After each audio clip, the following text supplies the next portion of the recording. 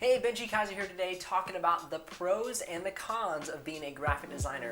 I'm making this video in response to a comment from a subscriber who wanted to know my thoughts on the pros and cons of being a graphic designer, so this content is coming at you right now. I'm going to mix it up between pros and cons throughout the video, and let's jump in right now with the first pro. The first pro is that you're a creator. You're seeing things into the world, bringing them together into different compositions, into different creative works.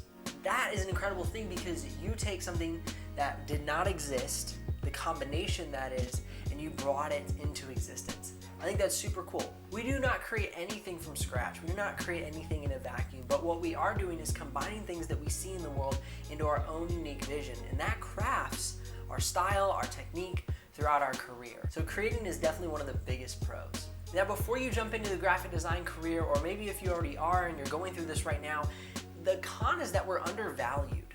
People think that we just kind of slap a few things together, play with a few colors, and I often get the feeling that somebody thinks their little niece can do what a professional graphic designer does. You know, I've seen that. You just, pick a font and pull a little graphic and, that's a logo. And no, a logo is something you take thoughtful action upon. You hear out the client, you hear their vision, their goals, what they do, where they're going, where they want to head, what target market they want to attract, and you funnel all that down into a brand image or logo that will represent them according to what they've told you.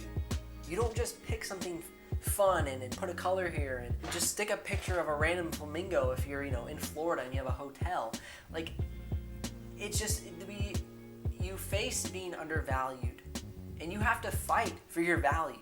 That's one of the cons I found of being a graphic designer, is showing people your value. Chris Doe and his team over at the Futur have really helped me understand how to tell people the value that I bring them as a graphic designer and how to create more value for myself as a graphic designer. I'm going to link their channel in the YouTube cards above as well as the description below, so you can go check out some of those videos. They're extremely helpful. All right, we're going to talk about pro number 2, and that is you have the tools and the ability to create.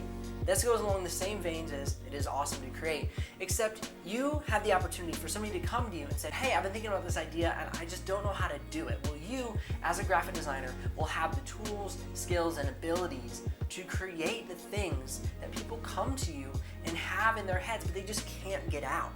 And that is one of the amazing pros of graphic design, is you can help bring joy to people because you're helping them take their idea and bring it into the world, bring it into the tangible world, something that they were not capable of doing before. So that's one of the amazing things, is you're building skills to be able, like we said earlier, to create something out of a collaboration of things. Con number 2 is that to get into and to stay involved within the graphic design industry is fairly expensive. You have online courses to take or brick and mortar university to attend in order to build the skills and develop the mental mindset in order to become a graphic designer. You also have to buy a computer, and you don't just want to buy any cheap laptop from Best Buy. You want to make sure you have a well-equipped graphic design computer. And if you're curious about what I mean by well-equipped, you can check out 2 different videos I have on the best budget laptops for graphic design and the best overall laptops for graphic design. And those will be in the YouTube cards above or the description below.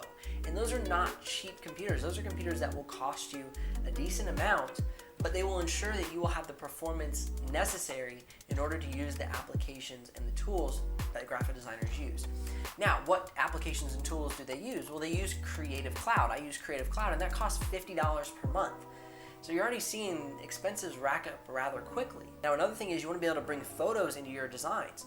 Now, either you're going to belong to a stock photo website, which can cost anywhere from $30 to $40 per month, or you're going to go and purchase a nice mirrorless camera or DSLR, and that can cost anywhere from $1,500 to $3,000 depending on the setup you get and the quality of that setup. So you just see things start to rack up rather quickly, but you do have the opportunity to make that money back. You start designing logos and doing branding, and even if you get into some simple website design with like WordPress, you can recur that money back rather quickly, but it is not a cheap industry to get into by any means. Pro number 3, and this one really resonates with me most because it's something I struggled with for a long time, and that's developing design intelligence.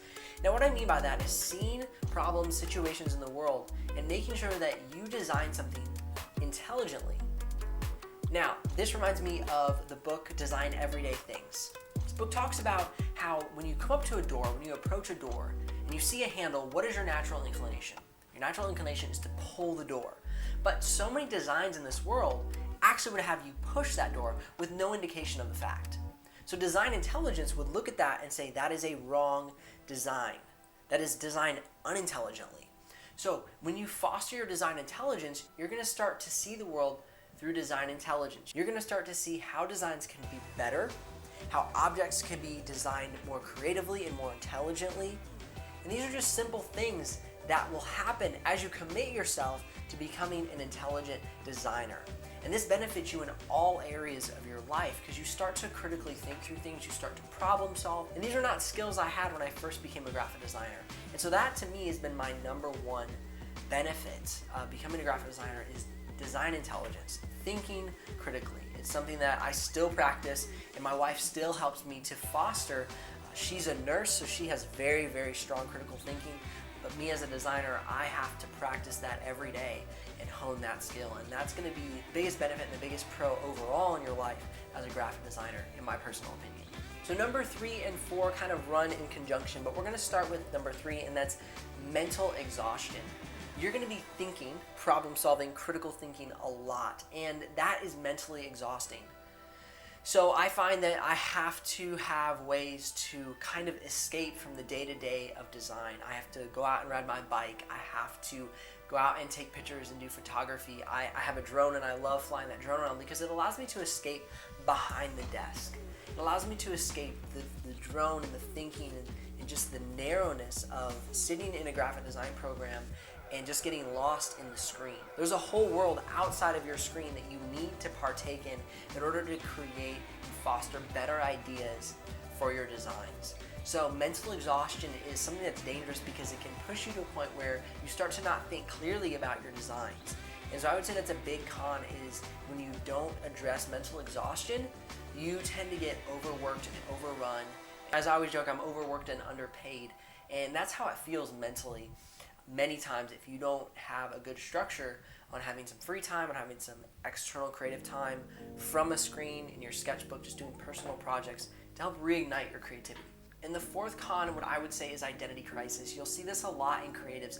They'll kind of lose it. They'll kind of go a little haywire. And I experienced this as a design student. I went for my bachelor's and my master's degree in graphic design, so 7 years of schooling for me. And once I entered into my master's degree, about the second year, I had some mental instability. I remember vividly riding my bike and just thinking, I'll just veer into traffic and it'll kind of all be over. And I'm very serious when I say that because I was just so overwhelmed by having to solve problems, so overwhelmed by having to critically think and always be fresh, always be designing. And I had to slow down, I had to sit back, I had to go to God in prayer and say, okay, this burden is not mine. I will refresh, I will restore, and then I will dive back into this problem. It's really weird to think about that because you're thinking, okay, you're just creating, you're just, going about your day, developing designs, but it's mentally taxing and it becomes where you kind of get delusional in a sense because you just can't think clearly because you just are so consumed by that problem that you're facing. So there's some pros and cons of graphic design.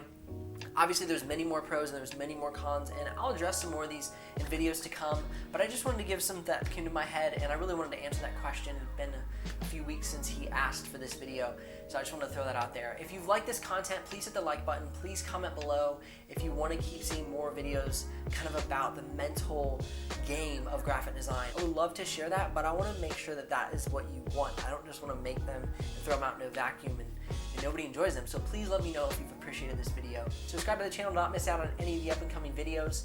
I'm Benji Kaiser, and this has been an episode just talking about graphic design, the pros and cons, and I will see you here on the next episode.